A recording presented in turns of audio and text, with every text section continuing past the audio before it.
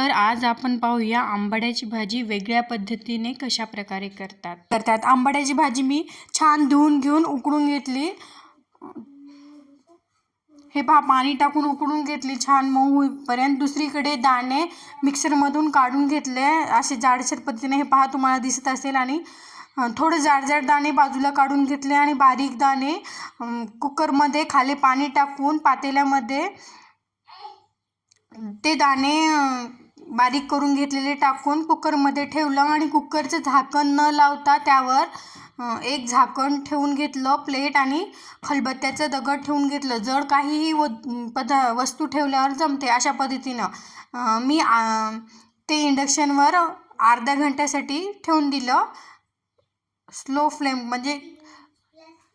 Flame करून ठेवून दिलं। आणि दुसरीकडे फोडणीसाठी मी मसाल्याचा डबा घेतला आणि आंबाड्याची भाजी जी उकडून घेतली होती ती बारीक करून घेतली आणि कढईमध्ये तेल टाकून घेतले। हे पहा, छान तेल गरम झाल्यानंतर मी ही भाजी गावाकडे गेल्यानंतरच करते, कारण गावाकडे बाबांना खूप आवडते ही भाजी। आय थिंक याला कणईची भाजी किंवा आंबाड्याची भाजी असं काहीतरी म्हणतात। त्यामध्ये फोडणी टाकून घेतलं। फोडणीसाठी मी जिरे मोहरी टाकून घेतलं, कढीपत्ता टाकून घेतलं आणि तिखट मिरच्या भाजून घेऊन छान बारीक पेस्ट करून घेतली होती ते पण टाकून घेतलं। लसूणही होतं त्यामध्ये, छान टाकून घेऊन त्याला छान तडतडू दिलं। हे पहा, अशा पद्धतीने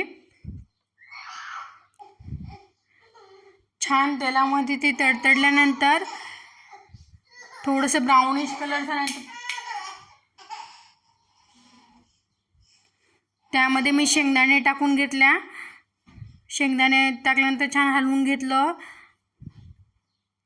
स्टीलची कढई असल्यामुळं लवकर करपते। हे पहा, बाजूला करप लागलेलं दिसत आहे तुम्हाला। शेंगदाणे छान खरपूस भाजल्यानंतर तळल्यानंतर त्यामध्ये मी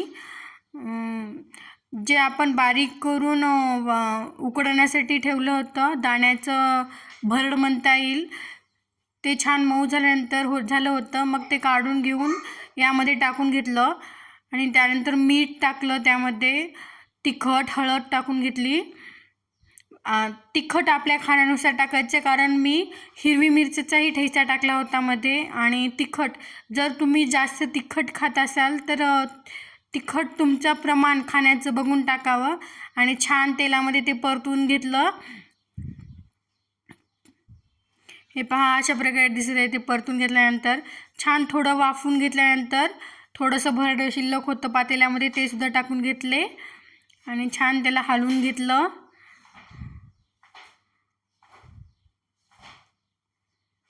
हे पहा, आंबाड्याची उकडलेला गरा जो असतो त्यानंतर मी ते टाकून घेऊन छान हलवून घेतलं।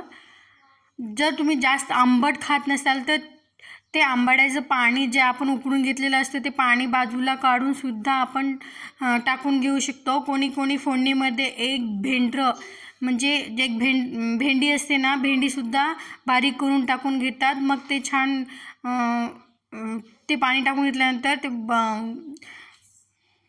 स्लो फ्लेम करून थोडा वेळ शिजवून घेतलं। हे पहा, आपली भाजी मस्त भाकरीसोबत